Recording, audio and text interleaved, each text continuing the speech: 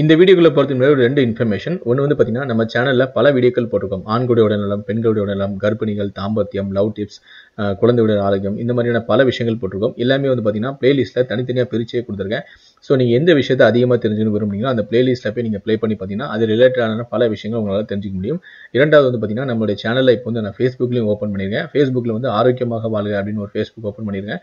So அதோடைய link நீங்கள் பார்த்துட்டு இருக்க வீடியோக்களை டிஸ்கிரிப்ஷனில் கொடுத்துருக்கேன். அந்த லிங்க் கிளிக் பண்ணுங்கள், ஒரு பேஜ் ஓப்பன் ஆகும். அந்த பேஜை லைக் பண்ணி வச்சுக்கோங்க, அந்த பேஜை ஃபாலோ பண்ணுங்கள். இனி யூடியூப் போலவே நீங்கள் ஃபேஸ்புக்லையும் வீடியோக்கள் பார்க்கலாம். சரி, வாங்க இன்னைக்கு நம்ம இந்த வீடியோக்குள்ளே போகலாம். குடல் புற்றுநோய் என்பது பெருங்குடல் மற்றும் சிறுகுடலில் ஏற்படும் புற்றுநோயை குறிக்கும். பெருங்குடலில் சாதாரண புண்ணில் தொடங்கி காலப்போக்கில் அது புற்று கட்டிகளாகவே உருவெடுத்து பாடாய்ப்படுத்தும்.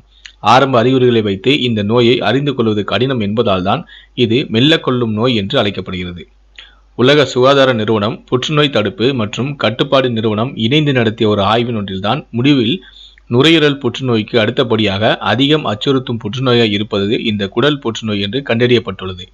எனவே யாருக்கெல்லாம் இந்த குடல் புற்றுநோய் ஏற்படுவதற்கான வாய்ப்புகள் அதிகம் என்பதையும் அறிந்து கொள்வது அவசியம்.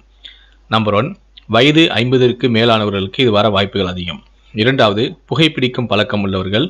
3வது, மரபு வழியாக குடும்பத்தில் வேறு யாருக்கேனும் இந்த புற்றுநோய் இருந்தால்.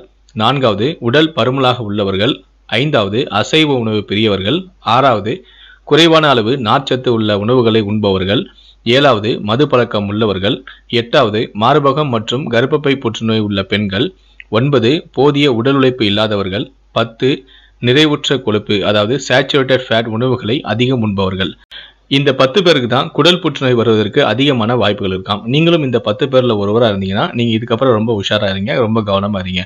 ஸோ இந்த ஹெல்த் டிப்ஸ் உங்களுக்கு பிடித்திருந்தால், ரொம்ப யூஸ்ஃபுல்லாக இருந்துச்சுன்னா மறக்காம இந்த வீடியோக்கு ஒரு லைக் கொடுங்க. மேலும் இது போல ஹெல்த் சம்பந்தமான பல விஷயங்கள் நீங்கள் தெரிஞ்சுக்கணும் விரும்புனீங்கன்னா மறக்காம என்ன சேனலை சப்ஸ்கிரைப் பண்ணுங்க.